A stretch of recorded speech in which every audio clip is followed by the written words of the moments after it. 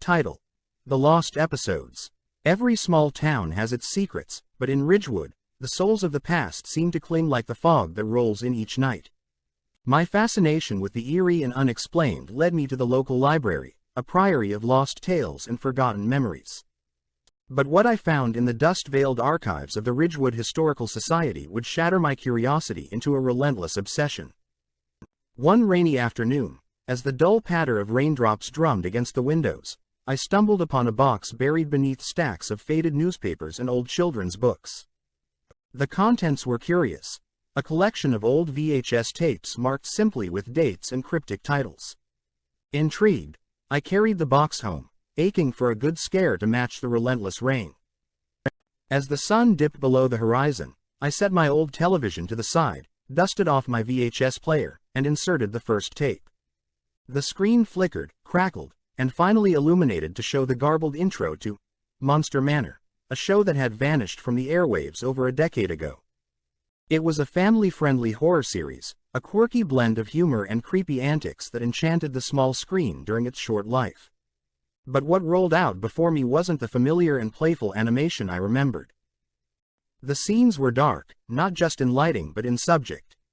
The once whimsical characters appeared altered by shadows, and the absurdities of their adventures had transformed into grotesque parodies. I watched with unease as the characters began to engage in menacing games that seemed wrong, twisted versions of what was supposed to be innocent fun. Laughter morphed into whispers, echoing long after the screen had changed. I felt my heart race, but I was too transfixed to turn it off. The hour crept by, and the discomfort became unbearable as scenes played out in a chilling loop.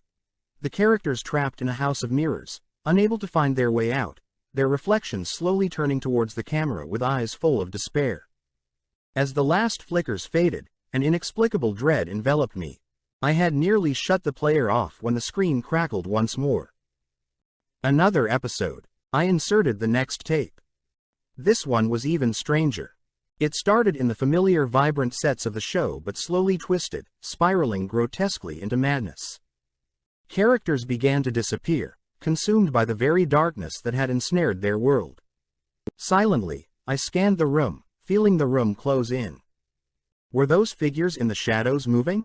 The corners of my vision danced with shapes that shouldn't be there.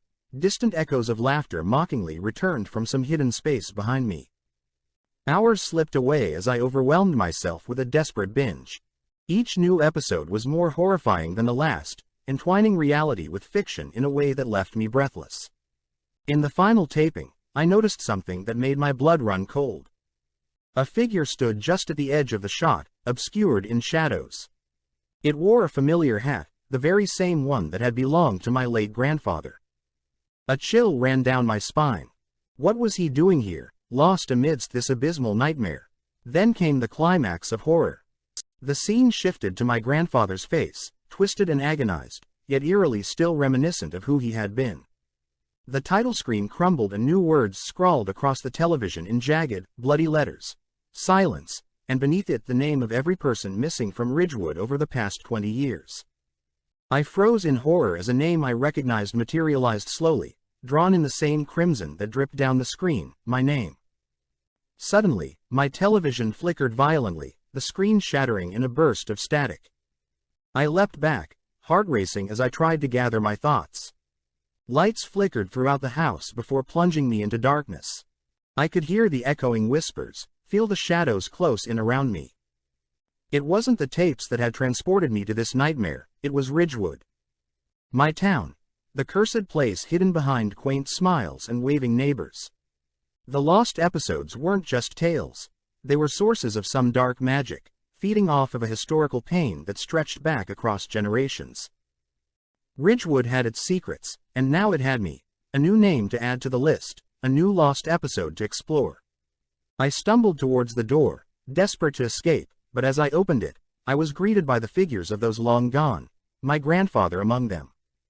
They beckoned me into the fog, their voices lost in the whispers of the night. In my last conscious thought, I understood the truth. Some stories are best left unrepeated, for history has a way of looping back on itself.